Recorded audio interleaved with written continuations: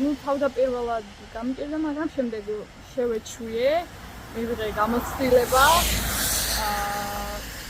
და უნიკალური უნარჩვევები შევიძინე. ჩემთვის ეს ყველაფერი იყო ახალი. პრაქტიკული დისციპლინა შევიძინე. გამივითარე და გამოვიმუშავე შრომის კულტურაც. ენობრივად უფრო განვითარდი. ვუწევდი სხვა ამ პროგრამაში ჩართვას, რადგან ვიწევ სხვადასხვა როტაციები. აქედან გამომდინარე, უფრო განვითარდები.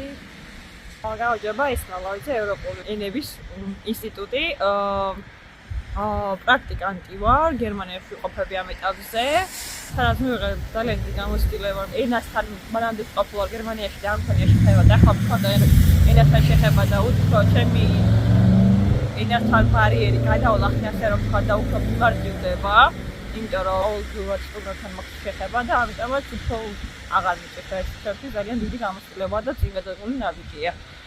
რაც შეეხება სხვა ადგილებს, სხვა ადგილები არის ყველა ადგილს თავისი დატვირთვა აქვს, იმიტომ რომ არ არის არცერთი ადგილი უბრალოდ უნდა მიეჩვიო თავიდან ყველა ადგილს, იმიტომ რომ არის უამრავი ხალხი, სტუმრების მიღება, ვიღაცაზე ენა, პირველ რიგში ენა არის მთავარი, რომ არ არის გერმანული არ ვიცით ესე არ გამბო, ენა უნდა იცოდე თავის თავად პირველ რიგში და ყველა ადგილს აქვს სხვადასხვა დატვირთვები.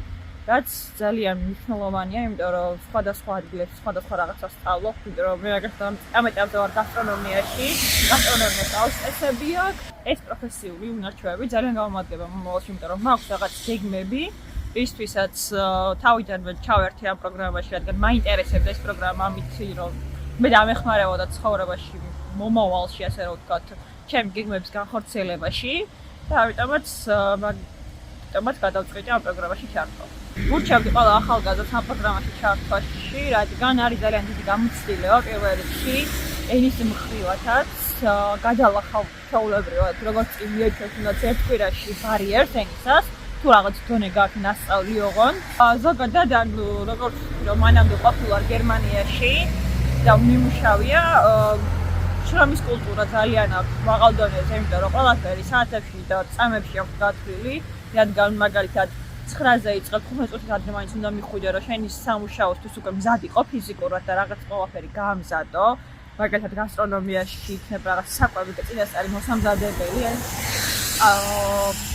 და ამიტომაც შრომის კულტურა ძალიან მაღალ დონეზე აქვს, იმიტომ რომ დაგვიანებას უმეტესად ატიობენ, მაგრამ ამავდროულად მაინც არ არის მისაღები, რომ დააგვიანო.